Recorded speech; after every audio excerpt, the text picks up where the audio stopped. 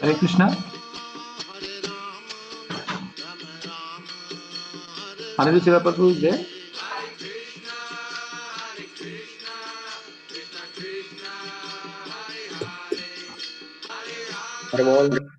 Hare Bol. Sure, Prabhu. Just give me a minute, Prabhu. Yeah.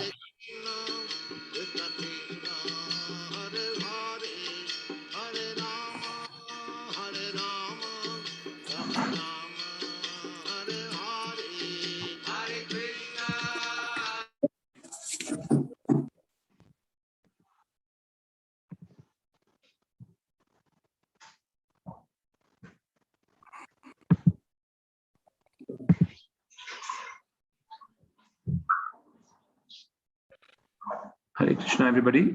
Prabhu, can we start now? Yes, Prabhu. Okay. Hare Krishna, everybody. Welcome to Nityam Bhagavata Sevaya. We'll be just continuing with our special, that is the Karthik Month Special.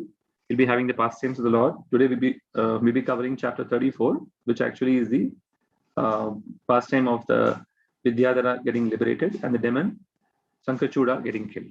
Over to you, Prabhu. Anirudhdha Seva Prabhu. And we have the privilege of having His Grace Anirudhdha Seva Prabhu. So over to you, Prabhu. I'll just start with a small kirtan.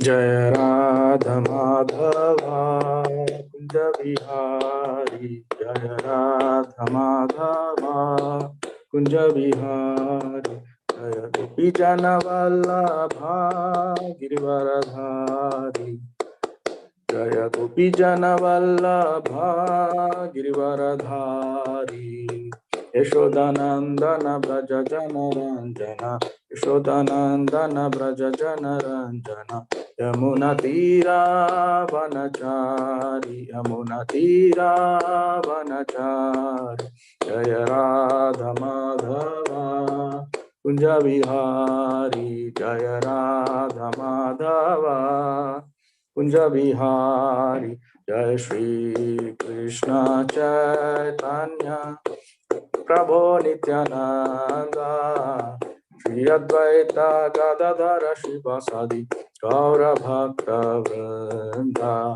Hare Krishna Krishna Krishna Hare Hare Hare Rama Rama Rama Hare Hare Hare Krishna Krishna Krishna Hare Hare Hare Rama Rama Rama Hare Hare Hare Krishna Krishna Krishna Hare Hare Hare Ram Ram Ram Hare Hare Jaya Radha Shama Sundar Radhe Jaya Radha Murlidhara Radhe Jaya Radha Madhava Radhe Jaya Radha Ramana Radhe Jaya Jagannatha Jaya Baladeva Jaya Subhadra Krishna Balaram Jaya Krishna Balaram Jaya Krishna Balaram Jaya Vrindavan Dham Jaya Vrindavan Dham Jaya Vrindavan Dham Vrindavan Dham Jaya Vrindavan Dham Jaya Gauranita Jaya Gauranita Gauranita Jaya Gauranita Jaya Pancha Tattva Jaya Pancha Tattva Pancha Tattva Jaya Pancha Tattva Jaya Jaya Prabhupada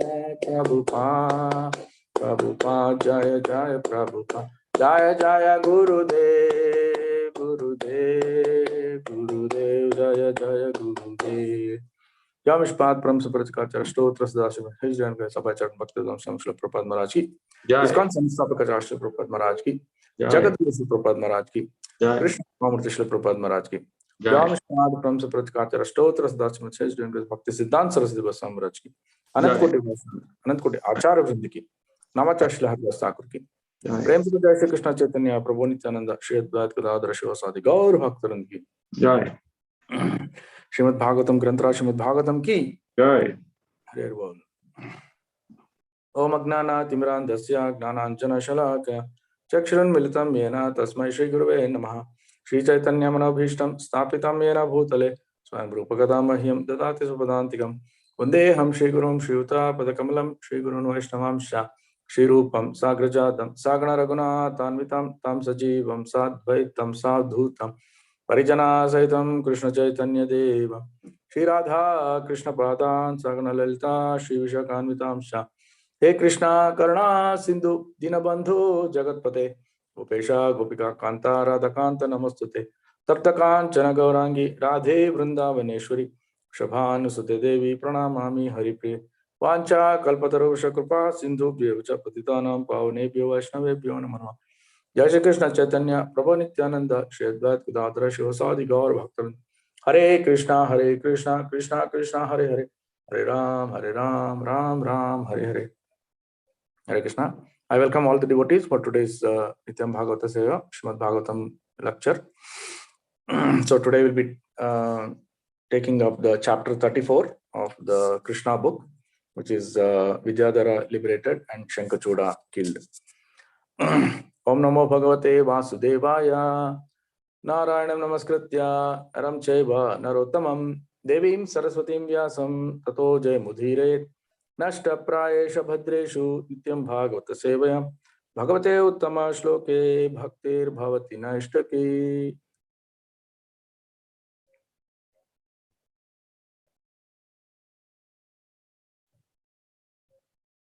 Hare Krishna. So we are in this chapter 34, which is actually one of the earlier pastimes of the Lord, where he killed two of these demons, and basically both of them were actually demigod status. They were actually the demigods, and Vidyadhara was actually one of the celestial from the Vidyadhara, one of the class of people from the higher planetary system. But unfortunately, for some of the curses they had incurred, or for some of the sins that they had committed, so they had to face this killing by the Lord. So like that, these are all two wonderful pastimes. There is a lot of lessons to be learned from these lessons. So we'll be covering it. Actually, the whole series of pastimes from the Krishna book, it was done a little random. So that is the reason why, because yesterday we saw that we heard about Krishna entering Mathura to kill, getting ready to kill Kamsa and all that. But then again, we are going back. This again because it was held in random. And this chapter we are talking about, this is actually titled Nanda Maharaja Saved in Bhagavatam. Nanda Maharaja Saved and Sankachura Slain. So it starts with the shloka that Sukadeva Goswami is explaining, that once upon a time, all the cowherd men under the leadership of Nanda Maharaj, so they wanted to go to the river Saraswati, that is the Ambikavana, and there they wanted to worship Shiva and along with his spouse Ambika. So Ambika is considered one of the chaste wives of Shiva. He has, Ambika is again a form of Uma, the original Parvati, what we say. But then different pastimes has happened, and in that Ambika holds that position of being one of the chaste wives of Shiva. So now in this, the question comes to our mind is, how come Nanda Maharaj and all the cowherd men are going to worship a demigod? So that's why Jiva Goswami also has mentioned that Ekada, because the shloka starts with the word Ekada. Ekada means once upon a time or once in a while, something like that. And they, during the occasion of Shivratri, so they went. So we also understand that during that part of time, from the Govardhan Lila also, we understand that their villagers were also worshipping Indra, the demigods. much lower. So like that, and then again, Katyayani was being worshipped by the damsels of the Gopi damsels, Vrajavasis. So for the getting a good husband. So like that, this demigod worship was there prevalent, but it appears that it was something very rare or on some occasions. And now being Shivratri, which is one of the very, very most auspicious occasion, so the demigod worship was conducted. And as we know that Vaishnavanam Yatha Shambho, Shiva was one of the greatest Vaishnavas, so his worship also was being done. And then in the purport, Prabhupada also mentioned that Srila Vishwanath Chakravarti Thakur also had mentioned that this Shivratri festival worship was prevalent, and that was very common in that part of time. And he claims that Ambikavan was lying on the banks of Saraswati, northwest of Mathura. So there are two versions. One is that it was there in the Mathura, and another in another place in the Krishna book, Prabhupada writes that this Saraswati was in Gujarat area. So probably, and also we know that Saraswati River was actually considered the hidden. The Saraswati River had to was something agochar river. I mean, it cannot be seen by our eyes. It is there flowing below the ground, maybe in the waterbed.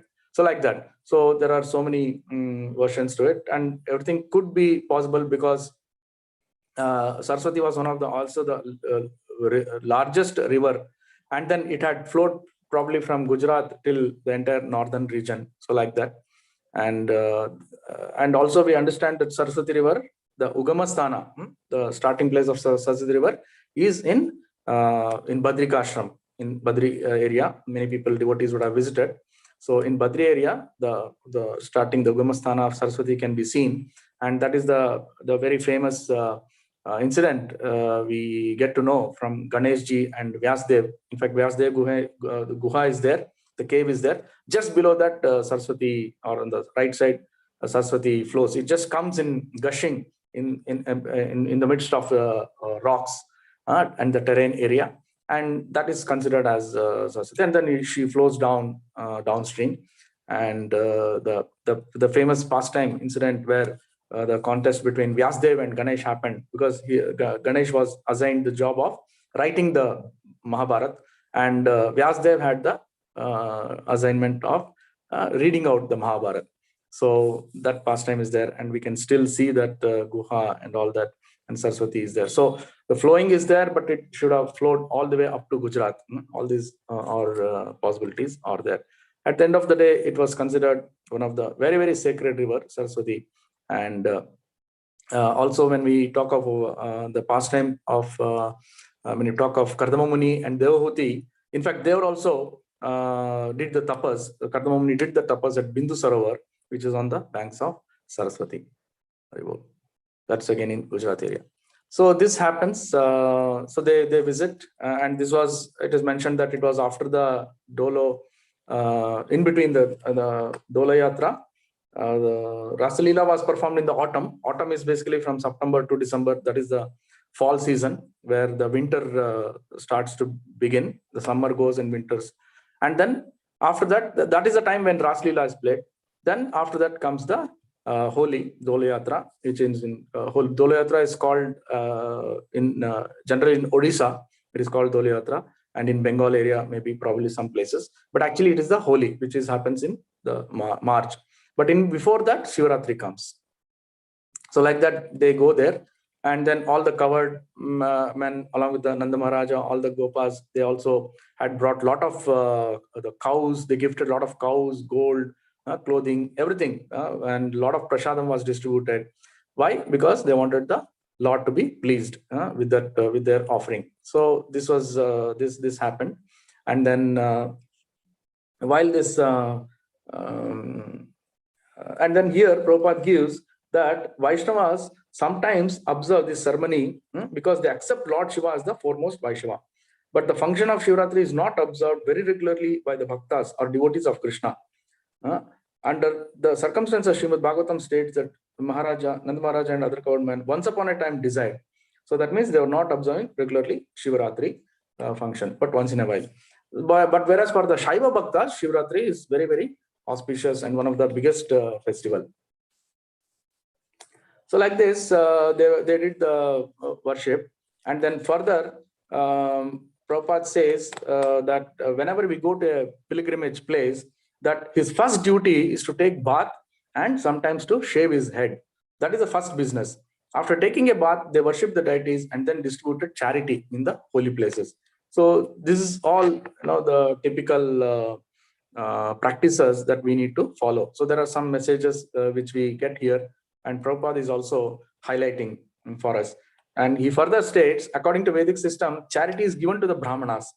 It is stated that in Vedic Shastra that only Brahmanas and the sannyasis can accept charity. So whereas the other people from the other ashrama, the Kshatriyas and Vaishyas and Shudras, especially, they are not supposed to accept, but they are supposed to give the charity to the Brahmanas.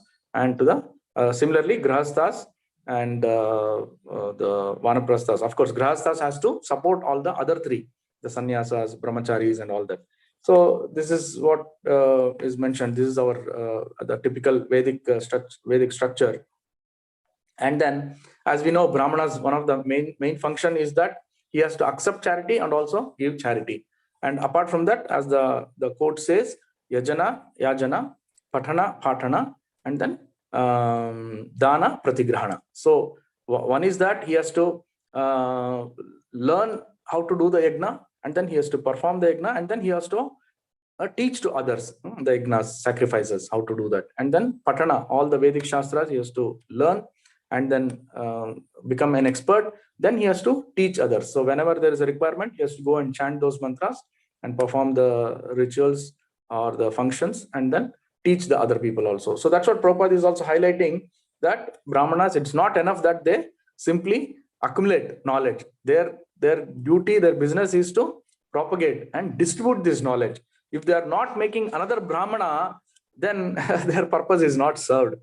So it's very important that the Varnashrama is followed, and especially the Brahmanical class, who are actually considered the head or the brain in the entire body, that they do their business duties diligently. Only then their birth or their whatever is their goal of life will be satisfied. Otherwise, it's not going to be beneficial for their own success. So what is the elevation that the Brahmana gets? The higher elevation the Brahmana gets in the Varnashrama Dharma, and when it comes to the spiritual ladder, that he becomes a Vaishnava, but he becomes a devotee of Vishnu, where 24/7, 365 days, he is devoted to Vishnu's adoration and Vishnu's puja, worship, and all these things. So that is the class. And then the Brahmana is always engaged in the worship of Lord Vishnu. Therefore, the Brahmanas are eligible to accept all kinds of charity. So he has to accept. And then Prabhupada makes a very, very significant statement in the Krishna book. But if the Brahmanas receive excess charity, they are to distribute it for the service of Vishnu. In the Vedic scriptures, therefore, one is recommended to give charity to the Brahmanas, and by so doing, one pleases Lord Vishnu and all the demigods. So it's very, very scientifically designed as far as this Varnashrama and the Brahmana's duty and all that. And now Prabhupada is making it more clear for us that, okay, yes, we also discussed that Brahmana has to take the dana, charity, but it doesn't end there. He has to distribute. He cannot accumulate. He cannot keep. Like we discussed, that the gnana, what he has got, since he is the intelligent force in the entire ecosystem, that intelligent force has to distribute the intelligence so that he makes some more intelligent people. Similarly, he accepts the dana, but then charity has to be distributed so that everybody gets the benefit of it. And more importantly, that he is not supposed to retain anything with him. So he has to undergo that kind of an austerity, where if suppose he feels something is excess for him, if he is having some excess money, liquid money is there, or some assets are there, he immediately has to dispose it. Why? What is the reason? The major reason is that, as we know, as mortal human beings, that even if you're in Brahmana category also, but if your conscience is not pure enough, you might be attracted, you might be attached to that wealth, material wealth, and you might get stuck in that position. So it is very important that as I mean, what to speak of Brahmanas, when we are talking of Vaishnavas, when we are now taking initiation and we are now all under the Prabhupada's mercy, Guru Maharaj mercy, and doing a lot of daily sadhana, the more serious we become, then it has to be borne in mind that this material attachment should be limited to as much limited, less to the extent. And once we reach after the Grahata stage is over, we come to the Vanaprastha, maybe around 50. Actually, as per Shastra, 50 years after, we have to take Vanaprastha. But okay, in today's circumstances, it may not be so difficult. At least 55, 60, somewhere we should put a stop to the material acquisitions. Again, we have seen so many devotees, they are still want to do jobs. They still want to take up salaried positions and make money, and they keep on. I mean, so many devotees are, even at the, I've seen, even at the age of 75, they are still working, and they are maintaining a family. So how much they would have accumulated, God alone knows. But still, they have this desire for money. And many people say the people at that age, at the mature age, especially we find in Gulf, there are so many devotees who are working still, earning, and they say that, okay, because I cannot get adjusted to India, we lived here in a very comfortable life, and money is one thing, but we are doing preaching, so many things they say. But all these things again is typically a family attachment, material attachment, and all that. You are supposed to come back and then do activities in the service of the Lord. There are so many temples. They need devotees. They need full-time practitioners. They need people to propagate, to do Harinam. So many opportunities are there, but people are getting stuck. Again, they're taking jobs and all that. And as we know, in this Kali Yuga, the moment you take up a job, you are a Shudra. Whatever your qualification, you become a Shudra because you are getting money. Whereas as in a Brahminical stage, you are not supposed to take salary. You only have to earn by the mercy of the Lord. Whatever comes as fees or whatever comes as voluntary payments, the Dakshina, you have to survive with that. So this is the height. And what to speak of Vaishnava? Brahmana itself, the standard is that he has to live on Dakshina. What to speak of a Vaishnava? So it is a very, very tall order, high order that we are, we have already entered into the movement, but fundamentals are being forgotten. Fundamentals are being left to the side, and we are somehow getting attached to these material things. And then the only thing is the progress will be stalled. We still keep on getting attached. The more we get attached, and there will be progress will be stalled, and then we don't know what is the kind of next birth, next life we are going to have. So it is like telling, I remember in our earlier days, Bhakti Purushottam Maharaj used to deliver this lecture, and he used to say that devotees, most of the times, the main complaint for the devotees is that Maharaj, Maya is affecting me. Maya is illusionary energy force is is covering me, or I'm getting contaminated by that. I'm getting attacked by Maya. So like that, so many various forms of devotees claims are there. But so for that, Maharaj was telling, because Maharaj always is very jokingly he gives, but he gives the right message. So he used to report that, yeah, you are telling Maya, yes, it is affecting. Why? What is the reason? Because you are holding the Maya tight. You're not letting the Maya go away. It is like holding the trunk of the tree, big trunk of the tree, your hands, and you want to reach the hands, both hands. How it is possible? If you're trying to be so much attached to the tree, holding and then touching your hands, meeting the two ends meet, then where on earth, how you are able to get relief from Maya? It is impossible. So first you have to release yourself and then come out of that clutches. Only then you can say that, oh yeah, you're careful about the Maya. But if we are attached to Maya, if we are holding it tight, then where is the question of telling that Maya is attacking? No, it is actually the other way around. It is we are getting attached. We are the one who are holding it tight, and then there is no end to it. So this is the precarious situation we are facing. That's why one of the 10 offenses It's very clearly, every day we recite that, every day we chant that, and we say that. What is that we are going to say? That every duty who claims Vaishnava must guard against this. No, before that, to not to have complete, not to have material attachments. So this is very clearly it is mentioned that we should not have as much. Okay, some because we're in a family situations. Yes, there are certain commitments. There are certain family obligations, but it should not be exceeded. The moment children are getting married, children get a job, that's it. We should cut off that relationship to that extent and then concentrate on our spiritual development, not our spiritual development. Actually, this is a great opportunity that we give this, distribute the spiritual opportunity and make more devotees, assist more devotees. That is the biggest, boon for people who are in a retirement stage. And if they're not doing it, then it is going to be very, very, very counterproductive. So we have to be careful. We have to realize this, and we have to take the next steps. Hare Krishna. So they went there, and then they did all the charity.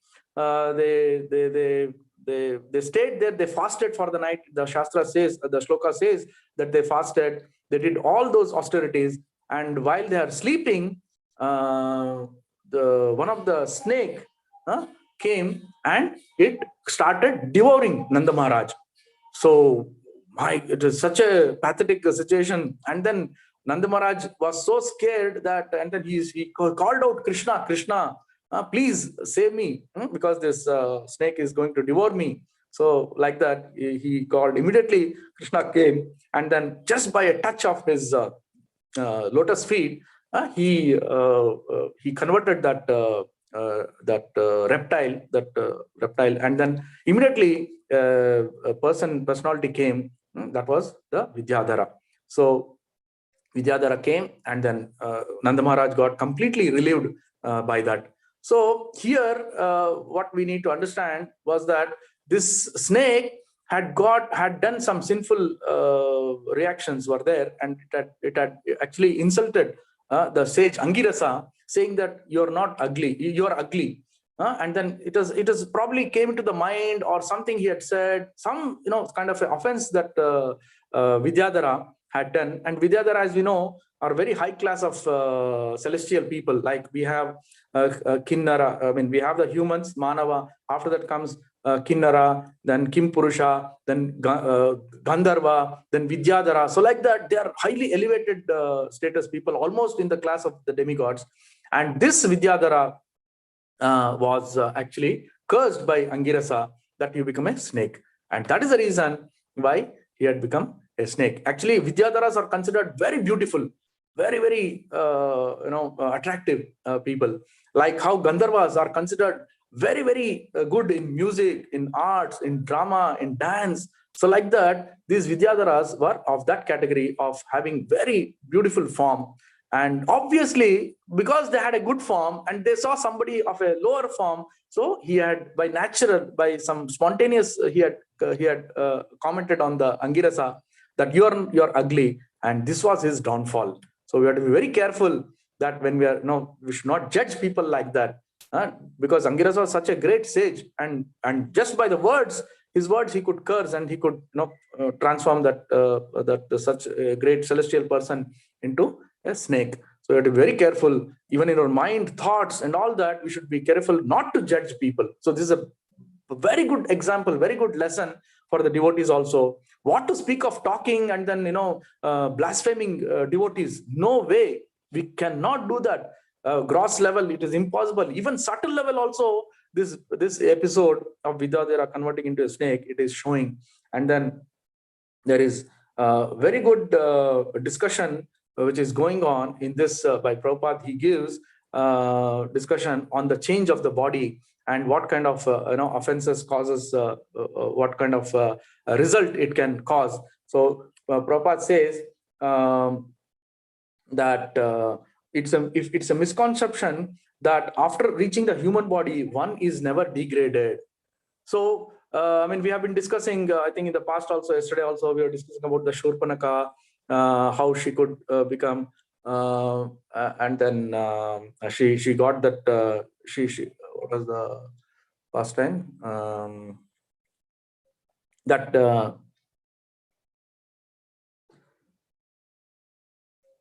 what was the pastime, Prabhu? The Shurpanakha? Kubja, Prabhuji. Kubja, yeah, Kubja. So how she could become like that, and where is the transformation coming? And also, what to speak of that? Then Jaya Vijaya were there. They were in the Vaikunta abode, probably at the not in the inside the Vaikunta. They were outside because they were doorkeepers, and then they had to come and then take a demonic form. Then there are so many examples like that where the transformation happens so drastically, and we are bewildered. How can this happen?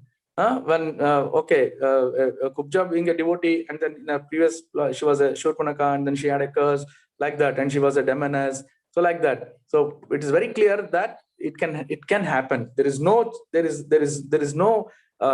the laws of the karma and the eyes of the law that these things are actually inconceivable. Anything can happen. One is that there could be a sinful reaction done by the entity itself, by the living soul itself. Because of that, they get some curses, like we see this Vidyadhara, and then we saw that Shurpanakha, and then but there is also a possibility that the Lord Himself wanted to. He has His own by supreme will want to give this kind of a destination. For example, Jai Vijaya. Lord, it was Lord who wanted, and then He gave the option. So like that, there are so many possibilities are there. So Prabhupada is making very clear, any materially elevated person can be condemned to an abominable species of life if he is not careful. So this is the talk about Vidyadhara getting converted from what his elevated position to what he has come now. And Prabhupada also gives wonderful comment here. One should note here that before being favored by Krishna, a person is always under the modes of material nature, however elevated he may be materially.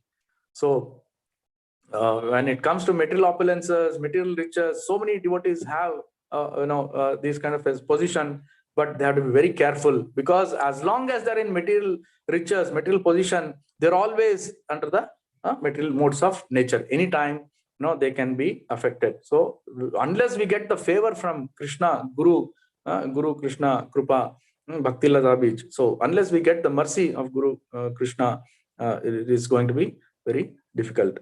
So that's why even if the devotees encounter this problem, okay, I'm having materially, I'm getting so much of salary, so much of money, so much of riches is there.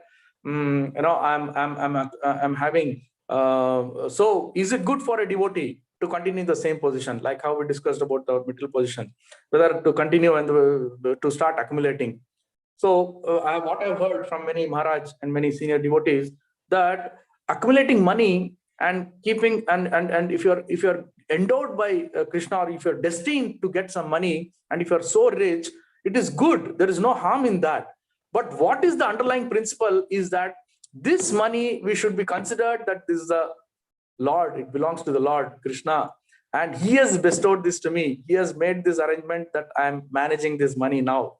And also to come to a firm conviction that this money will be completely reserved for Krishna and his devotees. So this should be there, because that excess money, what you're going to do if you keep on giving to your children and planning for your grandchildren and all that, then that is also a material attachment. We don't know what lives we'll get in the next birth because of this attachment. So as long as it is restricted to the Vishnu service, Krishna service, then, and considering yourself as the eternal servant of Krishna, because this is what we say, this is what we keep harping day in and out, that I want to become eternal servant of Krishna. If you have to become eternal servant of Krishna, then this money should be reserved for Krishna. That's it, period. No other consideration. So that way, if you have excess money, fine, good, but give it for Krishna. Right, I will say that, okay, this money goes. There are so many devotees in our congregation and elsewhere all over the world that they are donating this money for, by will, they are executing, and then by lease agreements, they're executing, and then telling that this money goes to the temple, this money goes in service of Vaishnavas. So that is the highest a donation, the highest perfection in one's life. So it is not bad that we get money or we accumulate money. It is good if you are getting money, provided we use it for Krishna. So there is so much of dearth of money, material wealth also in today's material world, of so much of inflation and all that any amount of money given it can be easily spent for Krishna's service, Krishna's devotees. Hare Krishna. Yeah, so Prabhupada also gives, we just discussed this now. A Krishna conscious person knows that he is always the servant of Krishna. He is most insignificant, and whatever he good does is by the grace of Krishna and by the spiritual master. And then Prabhupada, and one big lesson what we need to understand from this Vidyadhara pastime is that how that curse can convert and become into a blessing. Like we know in the Damodar Leela also, Manigriva and Nalakuvera, how they are also in the same position. They did some mistake, they committed offense, and they had to face the wrath. And after undergoing the wrath, they got the mercy of the Lord directly. So in the same way here also, the mercy was got directly by the Lord. So even if you are getting cursed for some reason, but if we are if the entity feels very sorry for it, and if it does the paschatap, like how Manigriva Nalagavara did, if he does the paschatap for that, and if he atones for this and prays to the Lord, then automatically he will get elevated and he gets the highest mercy. So in the same way, this is a very, very important lesson to learn, that we might be forced to do some sinful acts or maybe sinful urges and sinful situations, but in the corner of our mind, in the bottom of our heart, we should have the desire that yes, I made a mistake, I'm going to rectify this. Please allow me a chance, Krishna. Give me one more chance, and please liberate me. Please help me to elevate. So like that should be the mood. And the more we atone, the more we do prayaschitta, the more success will be for us. That is 100%. It is assured. So then Prabhupada also talks about how that 4 types of attractions, 4 types of things, features in a person, in opulences in a person will get. He will get affected. What is that? Janma, Shruti, Shribi. Janma, Ishwarya, Shruti, Shribi. So these 4 things, in fact, it is coming from the Kunti's prayer. This is quoted, that high Janma means the birth in a very high class family. Then Aishwarya, lot of opulences in your family at the time of birth. And Shruti, that you are very well, intelligent, you're having lot of talent, and you are very well versed in the material world, in the material education and all that. And then Shribi, having beautiful, you are so beautiful. Beauty, if you're having too attractive, too beautiful, having a very good personality, all these things, these 4 things are actually going to affect us in one way or the other. For them, Naivarhati Abhidatam Vai. So that shloka, Kunti Maharani says that they cannot become devotees, they cannot get elevated, that they'll be attached to the material things because of these 4 actually stumble blocks. So you have to be careful of these stumble blocks. If you have this, if you are very learned, if you are very rich, if you are from a very high class family, and if you're very beautiful, that means we have to be very careful to come out of these clutches and then take a humble position and then do our sadhana. Then it will be easy. Otherwise, we will be shackled by this material desires. So that is the biggest lesson that this Vidyadhara pastime is giving. Hare Krishna.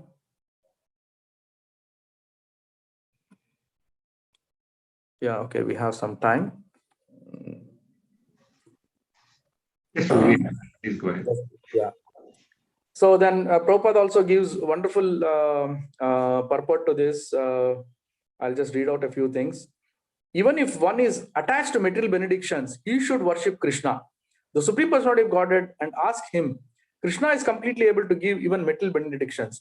There is a difference, however, between asking material benedictions from the demigods and asking them from Krishna. So there are so many angles from this entire episode, because we are talking of, the Gopas and Nanda Maharaj, Sunanda, his brother, everybody went to the demigods when Krishna was there, and they are seeking from demigods. And we know how demigod worship is something very, very inferior when compared to worship of the Krishna, which is actually on the spiritual platform. Because any worship to the demigods will only give us material benefits, material results. At the end of the day, it is only going to be material attachments. So these material things, how much ever we get, there is always a diminution. There is always a loss. There is always a chance that it is stolen. There is always a chance that it will get distributed. It will get partition. So many things will happen in a material wealth. But the higher wealth is actually the spiritual wealth. The Harinam. Harinam is the highest form of wealth. And whatever we acquire in the spiritual wealth is going to be retaining with us, and it is not going to go away from us. So that is one more lesson that we need to understand and give more stress on this aspect and try to acquire more of Harinam. So material profits will come and it will go, because the whole material nature is like that it is always accumulated and deteriorated. So this is always so. The intelligent person will not prefer for this kind of material wealth, but in fact he will go for something which is going to be akshay, this which is not going to be destroyed, which is going to remain eternal.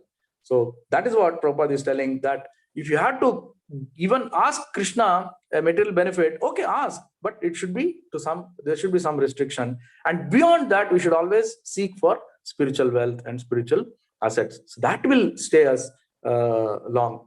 And even if you have to ask the demigods for the accumulation of wealth and some benefits, but at the end of the day, it should be considered that this wealth, I'm going to use it for Krishna's service. I mean, that should be our core principle, that we utilize it for Krishna's service.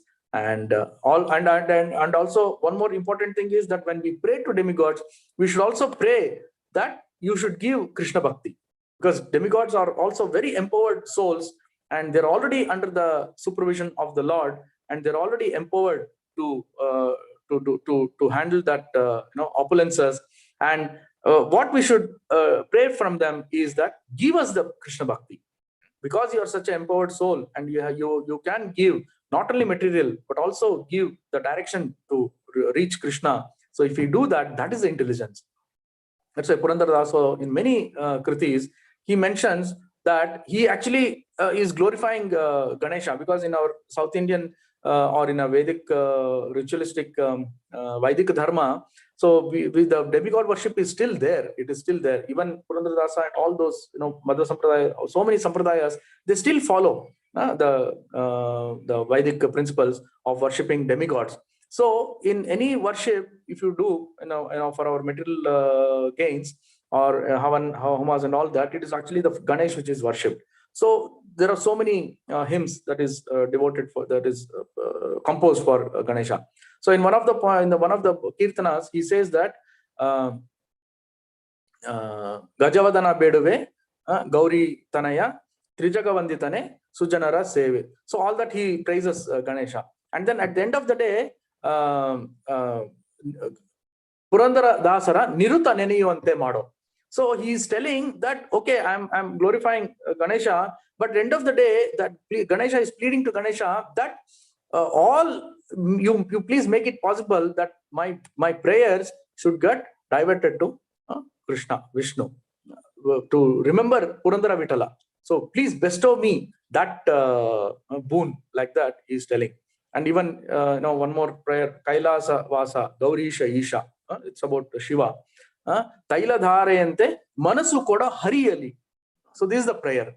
So we can ask Shiva, Ganesha, that we can do some worship, but pray to them that you give Krishna Bhakti. That's it. So it's mentioned very clearly.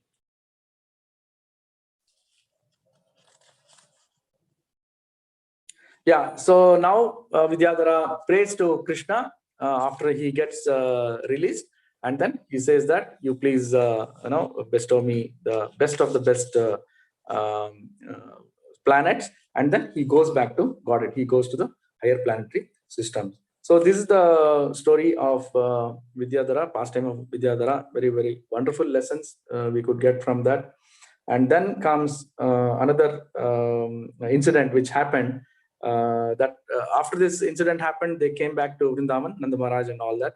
Krishna and all the people, they came back. Then it was the time for Rasalila. So Krishna and Balram were playing Rasalila with their own gopis. So there was a separate set of gopis for Krishna. There was a separate set of gopis for Balram. And then they played around. And then they enjoyed in their company, and then there was so much of prema, madhurya, bhakti, which was present. And at one point of time, here again at another certain point of time, that there was one when Balram and their damsels were doing the Rasalila, they were engaged. So that time a demonic associate of Kubera, so he appeared. And that demon name was Sankachura. So he was actually from a Kubera's associate, but then he had become a this demon Sankachura. And this Sankachura had a jewel, very, very valuable jewel on the crest of his head. And because of that, he had become very highly puffed up, and he was highly arrogant and all that. And he had come to that demonic stage. And that gem, it resembled the gem, and his forehead all resembled like a Shanka. So that's why he was called Sankachura. So Sankachura was his name. And he had puffed up by this wealth and opulence, and he did not care for Narad Muni's presence. And because he had also committed an offense, so that's why he also got cursed. Generally in the material world, a person with riches thinks that all beautiful women should be enjoyed by him. Sankachura also thought that since he belonged to the rich community of Kubera, he, not Krishna and Balram, should enjoy the company of so many beautiful girls. He therefore decided to take charge of them. So seeing all these damsels and the Raslila and all that, he got infatuated. He also got corrupted. His mind got corrupted, and he also wanted to enjoy. But actually, he failed to understand that Krishna and Balram were having a very transcendental pastimes, and he took it in his material senses. He took it that it is a sense of enjoyment, and he wanted to, and then he started chasing the girls and all that, and immediately Balram and Krishna became very angry with them, with their behavior, and they had to kill. So being forcibly taken away by Sankachura, the damsels of Raja called out the names of Krishna and Balram for protection. The two brothers immediately began to follow them, taking up big logs of sala. Sala is the wood, the big logs. And they assured the gopis, don't be afraid, we are here, we'll save you, we'll help you. And then they came to that Sankachura, they chased him, and then they attacked him, and then they killed this Sankachura. So Krishna wanted to take the valuable jewel resembling a conch shell from the head of the demon.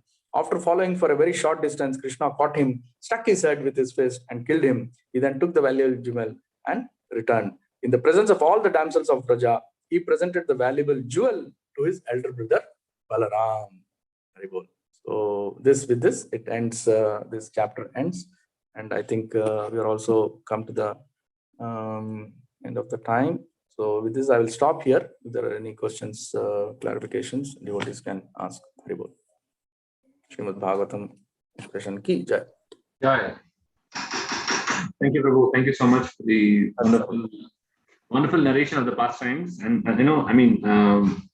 both the pastimes actually covered one very critical aspect of, when we have four kinds of things, whether it is Janma or Aishwarya or Shruti or Shriti, we actually lose our head. So it is not something conducive to the, to actually progress in devotional service. And both the examples, both the particular pastimes should actually reveal that we actually lose our head when we have these sort of positions. You also very, very, very nicely passed out, explain in terms of the role of a Brahmana, the duty of a Brahmana, how he should be, when he has excess wealth, how it should be shared, how a devotee or a certain stage of life, how they should lead. These were something, I felt it was very useful for me. Personally, I would say that. You also just mentioned about Vidyadhara pastime, where you're saying not to judge people or to look down upon them. This is very, very important. And we generally tend to feel that this will not happen to me, it will happen to others. So anybody can fall down, because once we are in that mood, of looking down upon people, or, feeling too proud of what we have, of positions, then it's going to be a problem. So we should always be humble. So that's something which is somewhat variable. So he said, however elevated one is, he is bound by the modes of material nature, which should not be forgotten. These were, I mean, some of the key things. And then one important thing was how we should pray to the demigods, not look down upon them, but even to them you pray only for asking for Krishna Bhakti is something. It's very, very important. Many people, we sometimes think, oh, I mean, we actually look down upon others as well as the demigods. But we should not forget that they're also the representatives or the higher elevated souls from favored by Krishna. So we should not forget that. Yes, Prabhu. Thank you so much, Prabhu. So I've just unmuted the line. So just request other devotees to ask questions, or they can share their feelings and other comments. Wednesday, go and pick up at KP and another Yao Very well. Hare Krishna. No, I just unmute them. Yeah.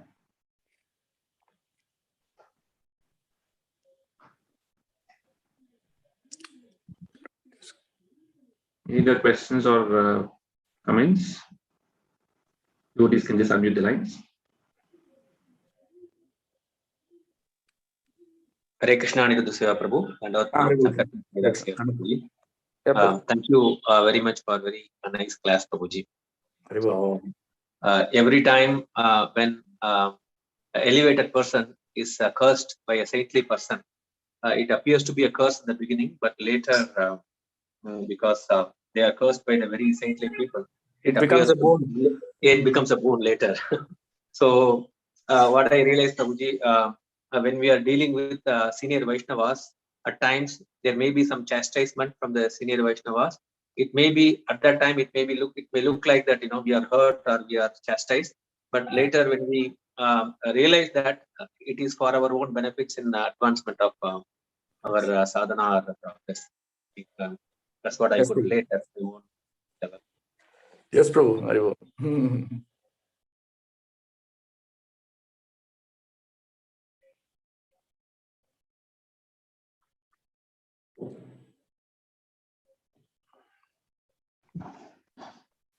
So there's actually no further comments or questions. So Okay. we can just end the session right now. Yeah, thank you. So we use the Vaishnava one and check out the Patitanam Pavanebhyo Vaishnavebhyo Namo Namah. Anantakoti Vaishnava ki jai. Prabhupada Gurudev Maharaj ki jai. Hare Bol. Tomorrow's session will be in the evening at 5:30. Yes. Hare Krishna, Prabhuji, there is a correction. Yesterday, there was an announcement from the temple. We will have a program in the morning, Prabhuji. Starting from 10 o'clock, we will have Srila Prabhupada Disappearance Day celebration. I think announcement has been sent by His Grace Sundar Rupsham. I think there is a change in the program. Okay, Prabhu, sorry. I thought that may not be in a Zoom. That's why. Okay, sure. So tomorrow's session will just start at 10 a.m. Prabhu? Yes, Prabhuji.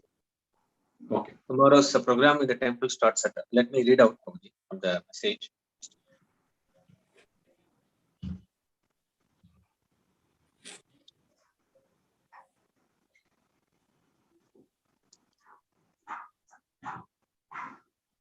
Yeah, tomorrow Srila Prabhupada Disappearance Day celebration will start at 10 a.m. with bhajans, and then at 10:30 we will have a class by His Divine Grace A.C. Bhaktivedanta Swami Srila Prabhupada, and then from 11 a.m. there will be offering of glorification by devotees, and then at 12 p.m. glorification of Srila Gaur Kishordas Babaji Maharaj, and then we will have Pushpanjali followed by Arati. So whoever wants to glorify Srila Prabhupada, they should submit their name through the link given by Grace Sundar Rupsham. Thank you, Prabhu. Thank you, Prabhu. Thank you so much. I actually missed that. Sorry. Thank you, Prabhu. So tomorrow we'll have a session starting at 10 a.m. Hare Bol. Hare Krishna. Another. I'll just end the session here, Prabhu. Yeah, bro. Hare Krishna.